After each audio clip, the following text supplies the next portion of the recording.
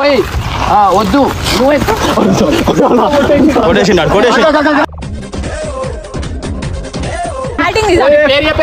ఖుషి మెడలో దండలు వేసుకుని బబ్బు మణి దగ్గరికి రాగానే ఖుషి తండ్రి స్కూటీపై అకస్మాత్తుగా అక్కడ ప్రత్యక్షమయ్యాడు. అతను రాగానే ఆగ్రహంతో ఊగిపోతూ కట్టప్పను విపరీతంగా కొట్టడం మొదలుపెట్టాడు. ఆ దండలేంట్రా, ఈ పెళ్లి ఏంట్రా, ఈ వీడియోలేంట్రా అంటూ తిడుతూ కట్టప్పను పరుగెత్తించి కొట్టాడు. ఈ క్రమంలో ఖుషిని కూడా వదల్లేదు. నిన్ను వీడియోలు చేయొద్దని చెప్పినాక నువ్వెందుకు వినట్లేవు అంటూ ఆమెను మందలించాడు. ఒకవైపు కట్టప్ప పొట్టి వీడియో తీద్దామని చేసిన బాబాయ్ నిజం పెళ్లి కాదు అని మొత్తుకున్నాడు. కానీ ఖుషి తండ్రి వీడియోలేంటిరా, నీకు బాబాయ్ ఎవరురా అని తిట్టుకుంటూ కొట్టుకుంటూ కట్టప్పను పరుగులు పెట్టించాడు. కట్టప్ప బబ్బుమణిని అరే మీరేనా చెప్పండిరా, వీడియో తీయడానికే కదా మేము ఇలా దండలు వేసుకున్నాము, ఇదంతా బాబాయ్కి చెప్పండిరా అని బ్రతిమాలినా వాళ్లు కూడా ఏమీ చెప్పకుండా కట్టప్పను ఇరికించేశారు.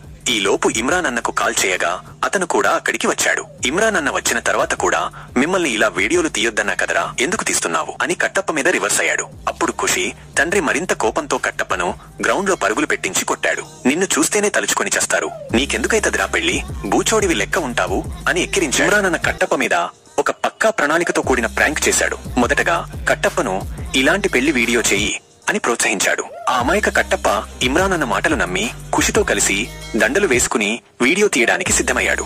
అదే సమయంలో ఇమ్రాన్ అన్న ఖుషి వాళ్ల నాన్న దగ్గరికి వెళ్లి కట్టప్ప మీ అమ్మాయిని పెళ్లి చేసుకున్నాను అని తప్పుడు సమాచారం ఇచ్చాడు. ఇది ఖుషి తండ్రిలో తీవ్రమైన కోపాన్ని రాజేసింది. కట్టప్పను కొట్టమని పరోక్షంగా ఉసిగొల్పాడు.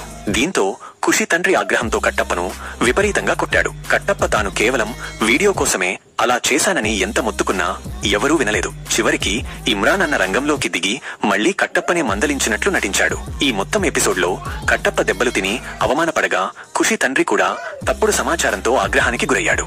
ఇదంతా చూస్తుంటే ఇమ్రాన్ అన్న కట్టప్పను ఇరికించడానికి ముందుగానే పథకం వేసి ఖుషి తండ్రి కోపాన్ని తన ప్రాంకుకు వాడుకున్నాడని స్పష్టంగా అర్థమవుతోంది. ఇది కేవలం ఒక సరదా ప్రాంకు కాకుండా కట్టప్పకు శారీరకంగా మానసికంగా హాని కలిగించేలా సాగిందని చెప్పొచ్చు.